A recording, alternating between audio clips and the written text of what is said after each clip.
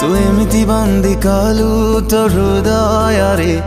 फेरि बार बाट नाही आऊ तू एमिति छन्दी देलु तो भाग्य रेखा रे मुखिए